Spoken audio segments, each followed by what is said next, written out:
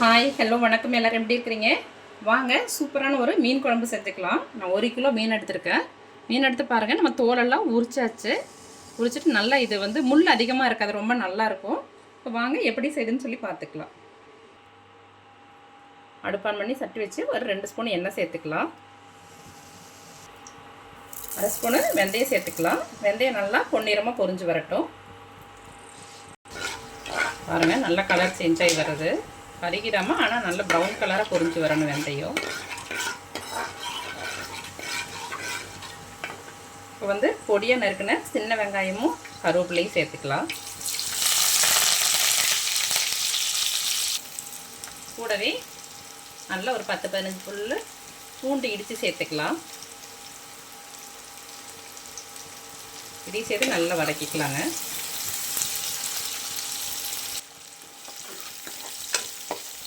நல்லா வதங்கணும். இந்த வெங்காயம், பூண்டு, வெந்தயம், கருவேப்பிலை எல்லாம் சேர்ந்து வதங்க ரொம்ப நல்ல வாசனையாக இருக்கும். கூடவே 4 பச்சை மிளகாய் கீரைனது சேர்த்துக்கலாம். இந்த மாதிரி கீரி சேர்த்துக்கலாம். இது வந்து காரம் கம்மியாக தான் இருக்கும் பச்சை மிளகாய். நான் ஃப்ளேவருக்காக தான் சேர்த்துருக்குறேன். இந்த பச்சை மிளகாய், பூண்டு எல்லாம் சேர்க்கும்போது மீனோட கவுச்சி ஸ்மெல் இல்லாமல் ரொம்ப நல்லாயிருக்கும். இது கடல் மீன் தான். இப்போ வந்து நம்ம தக்காளியை சேர்த்துக்கலாம். தக்காளி வரங்க கொஞ்சமாக கல்லுப்பு சேர்த்துக்கலாம். சேர்த்து எல்லாத்தையும் நல்லா வதக்கிக்கலாங்க. பாருங்கள், நல்லா மசிஞ்சு வந்துருக்கு தக்காளி. இல்லாட்டி துண்டு துண்டு அப்படியே இருக்கும். நல்லா மசிஞ்சு வந்ததுக்கு பிறகு செஞ்சோன்னா குழம்பு திக்கு கொடுக்கும், டேஸ்ட்டும் ரொம்ப நல்லாயிருக்கும். நல்லா வதங்கிருக்குங்க. இப்போ வந்து நம்ம மசாலா சேர்த்துக்கலாம். அடுத்த சிம்மில் வச்சுட்டு மசாலா சேர்த்துக்கலாம்.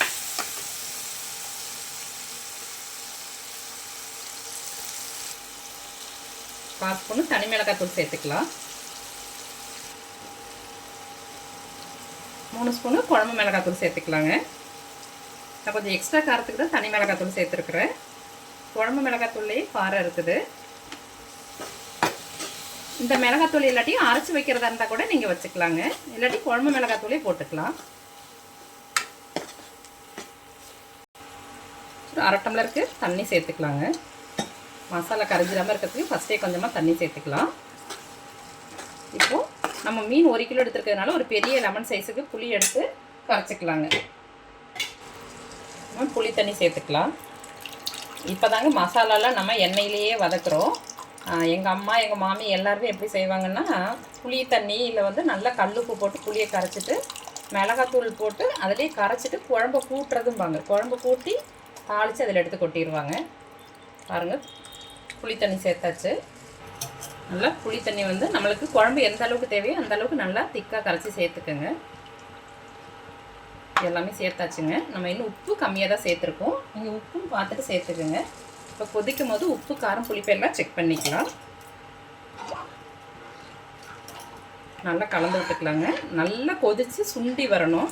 அந்த பச்சை வாசனை, புளியோட பச்சை வாசனை, மிளகாத்தூளோட பச்சை வாசனை எல்லாம் போகணுங்க. நம்ம மூடி வச்சுக்கலாம்.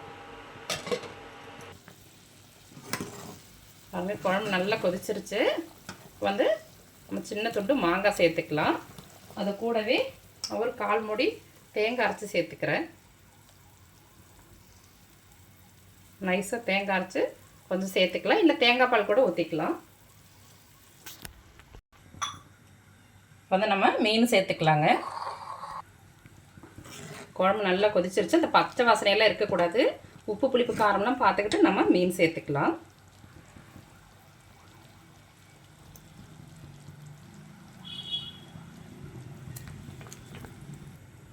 பாருங்கள், மீனெல்லாம் சேர்த்தாச்சு. இப்போ எல்லாம் சேர்ந்து ஒரு 5 நிமிஷம் வேகட்டும். நம்ம அது வரைக்கும் வெயிட் பண்ணலாம். பாருங்கள், நல்லா ரெடி ஆயிடுச்சு. இப்போ நம்ம குழம்பு எடுத்துக்கலாம். பாருங்கள், மீனெல்லாம் குழம்புல மீன் கொஞ்சம் நேரம் ஊறுனுச்சுன்னா இந்த கலரெல்லாம் நல்லா சேஞ்ச் ஆயிரும்.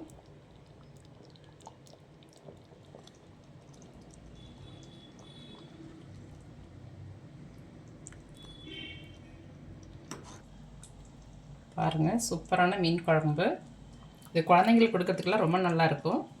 நீங்களும் இது மாதிரி செஞ்சு சாப்பிட்டு ஆரோக்கியமாக இருங்க. Okay, bye, thank you.